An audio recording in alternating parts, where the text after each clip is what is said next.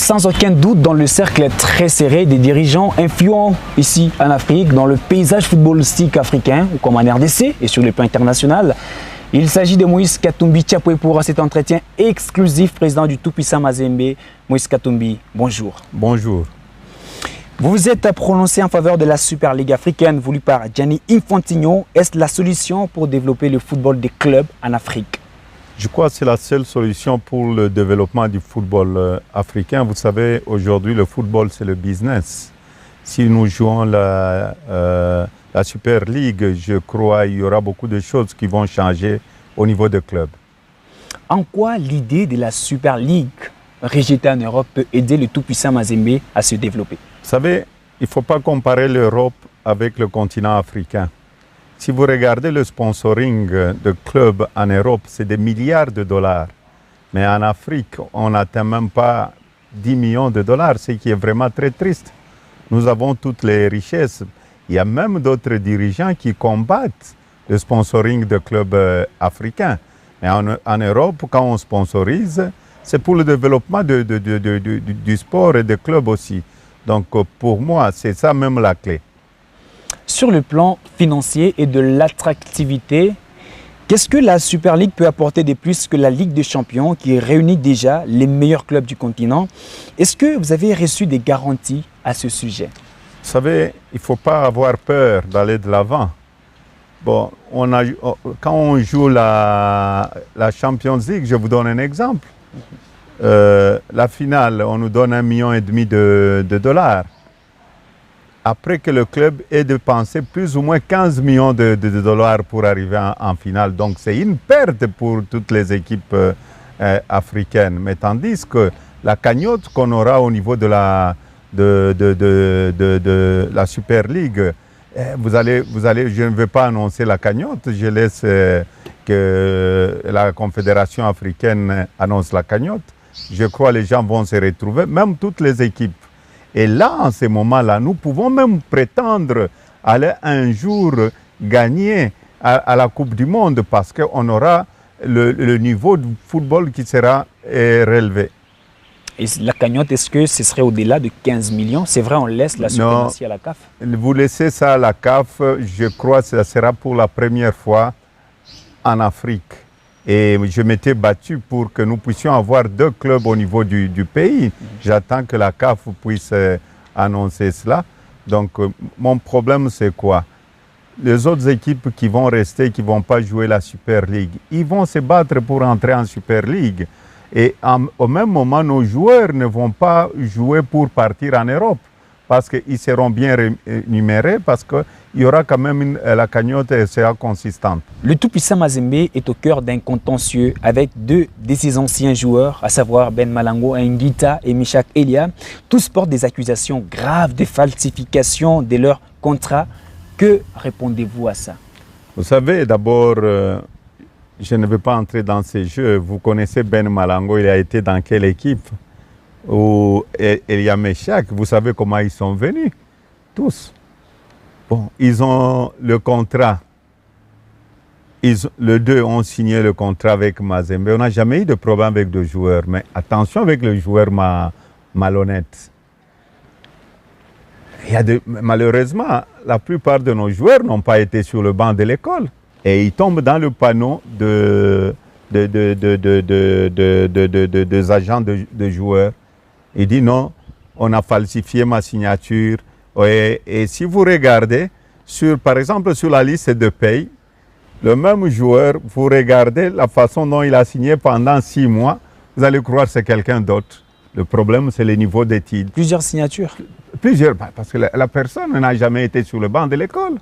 Il y a des gens qui n'ont pas été sur le banc de l'école, malheureusement. On n'a jamais bloqué un joueur, mais Mouleka est parti. Et le jeune Glody Luikonza est parti. Chibangu est parti. Samantha est parti. Assale est parti. Est-ce que vous aviez entendu de problème? Prenons le cas de Dieu merci Mbokane. Dieu merci Mbokane vient d'où? De Mazembe. Merveille Bopé. Tous sont partis dans de bonnes conditions. Vous vous rendez compte, un joueur qui joue avec 2 passeports sans le savoir. Nous avons la date de naissance réelle. Et il y a des joueurs qui ont diminué leur date de naissance. Je ne veux pas citer leur nom. Avoir un deuxième passeport, ils se sont arrangés avec les agents. Est-ce que c'est des joueurs comme ça que nous voulons chez Mazembe? Non. Demandez à Mbokane, depuis qu'il est en Europe, si le président de Mazembe a déjà demandé à Mbokane $1 américain, ou à Saleh, il y a Samantha qui est là. On a plusieurs joueurs. On ne peut jamais bloquer un joueur. Le cas d'Elia Meshak. Elia est venu chez moi ici. Vous aviez suivi à la radio et à la télévision venir me dire au revoir. Je même honte aujourd'hui parce qu'il est parti avec un visa d'Anderlecht. Avec un visa d'Anderlecht. Arrivé chez Anderlecht le jour de la signature, la nuit, il disparaît. Il y a pas eu, à 10 heures, on l'attendait pour la signature.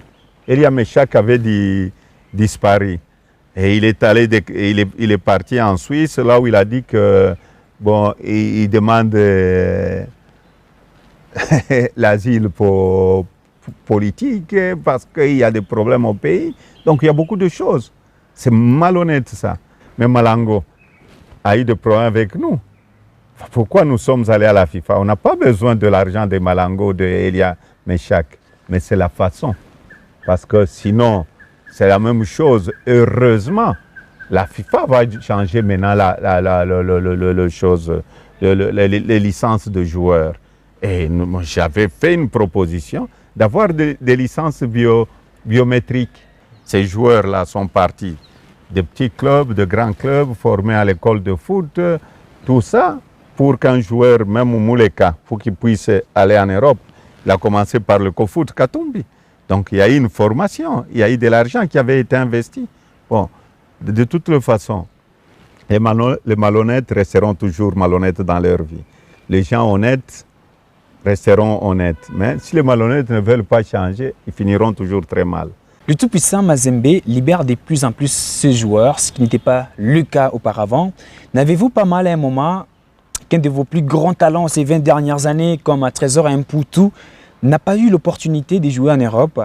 Il aurait pu aider la marque tout-puissant Mazembe à l'international. Vous savez, comme vous parlez de Trésor Mputu, Trésor Mputu, c'est un fils à moi. Il est resté avec moi, il est arrivé à l'âge de 16 ans avec Patou Kabangu. Même Pamphile Miayo, c'était des très jeunes joueurs. Il y a des joueurs qui ont été sollicités. Trésor Mputu est allé même chez Arsenal. Arsenal, vous pouvez demander au coach Arsène Wenger. Trésor s'est entraîné avec Fabregas, Trésor s'est entraîné avec Adebayor. Mais il ne voulait pas rester en Europe. Et à un moment, j'étais condamné, soi-disant que je voulais bloquer le joueur. Le président Constant Omari lui-même m'a dit non, vous êtes en train de bloquer le joueur. Il dit cherchez un club pour Trésor. Il est allé avec lui à Nice. J'ai donné mon avion pour amener Mputu dans un avion privé pour qu'il joue à Nice. Arrivé à Nice, 3 jours après, Mputu avait quitté Nice sans même dire au revoir aux dirigeants. Il s'est retrouvé encore au Congo. Mputu devait aller jouer après au Qatar. Il a fait une semaine, il est rentré lui-même. Et il y a des joueurs comme ça qui aiment le pays. Et ce sont des joueurs très rares. Pour moi, c'est une qualité. Mputu voulait servir le pays. Mputu continue à servir le pays. Il y a eu un joueur aussi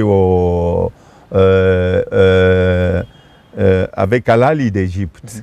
Je ne me rappelle plus le nom. À l'époque d'un Mputu. C'était Mohamed Aboutreika, les deux meilleurs. Est-ce que Aboutreika avait quitté son pays? Non. Il y a des gens qui aiment leur continent. Il faut faire la part de joueurs. Entre le joueur qui aime l'argent et le joueur qui aime le pays et qui aime leur club. Il faut faire la part de choses. 2 clubs de la RDC pour la Super League. Ce qui est sûr, c'est que la Super League va réunir les meilleurs clubs du continent. Est-ce que vous pensez qu'au jour d'aujourd'hui, le tout-puissant Mazembe fait toujours partie des 20 meilleurs clubs africains? Vous savez, il ne faut pas voir notre performance pour le moment. Et ça, c'est dommage parce que quand j'étais en exil, j'ai demandé toujours aux gens qui dirigeaient l'équipe ici sur place de faire monter les jeunes de notre académie. Nous avons de très bons jeunes. Aujourd'hui, c'est vrai, on ne marque pas souvent, mais regardez un peu le nombre de buts et le jeu de Mazembe. Donc nous sommes en train de transformer notre équipe. La jeunesse est en train de monter. Et il y a une période, même le Barça, même le Real de Madrid, même l'Espérance de Tunis avait eu ces problèmes. Et à un moment, il faut prendre une décision. Vaut mieux reculer pour avoir une très bonne équipe. Vous qui aimez le football européen, est-ce que vous n'êtes pas passé du statut du Real de Madrid, capable de faire venir de Galactique, à celui du Borussia Dortmund, qui mise sur les jeunes? Vous savez, nous misons sur les jeunes d'abord. Le problème que nous avons, faire venir des joueurs à gauche, à droite, souvent ce sont des mercenaires. Vous voyez, je ne peux même pas vous parler de mon équipe. Il y a des jeunes qui sont venus des autres clubs à qui on a fait jouer la Champions League. Ce sont eux qui deviennent l'ennemi numéro 1 du club. Donc pour moi, nous avons notre académie, nous avons nos écoles de foot un peu partout que nous allons implanter pour avoir de bons joueurs. Pour le moment, on a plus de 2000 jeunes. Donc nous avons une très bonne pépinière, mais il faudrait faire confiance à la jeunesse. Moïse Katumbi Tchapoué, quelle est la politique sportive du tout-puissant Mazembe actuellement? Est-ce former, faire progresser et vendre, comme ça a été le cas dernièrement avec Jackson Muleka ou Isaac Chibangu? Non, mais vous savez, notre problème, ce n'est pas de former, de vendre, c'est de former et de rester au pays. C'est pourquoi l'importance de la Super Ligue. Il y a des joueurs qui sont partis. Chibangu m'a appelé il n'y a pas longtemps. Il m'a dit qu'il voudrait revenir chez Mazembe. Bon, il y a des joueurs qui demandent de revenir parce qu'en partant, ils croyaient avoir mieux là où ils sont partis. Doit-on oublier ce tout-puissant Mazembe des années 2010 qui recrutait les meilleurs joueurs du continent? Given Singuluma, meilleur joueur du CHAN 2009. Adama Traoré qui fait une très belle compétition lors du CHAN 2014. Des joueurs comme Roger Assalé, Christian Kofi, Sylvain Gou, ayant joué la finale de la Coupe de la Confédération avec le CE San Pedro. Doit-on oublier ce tout-puissant Mazembe-là? Non, vous savez, il faut faire la part de choses. À l'époque, quand on recrutait, on n'avait pas notre académie. C'est lors qu'on venait de commencer, c'était des jeunes joueurs. On ne refuse pas, nous allons continuer à recruter. Nous avons des joueurs qui sont venus de la Côte d'Ivoire, nous avons des joueurs qui sont venus du Mali. Mais malheureusement, souvent aujourd'hui, qu'est-ce qu'on voit? Les meilleurs joueurs viennent de notre académie. Donc nous devons faire confiance aux joueurs congolais.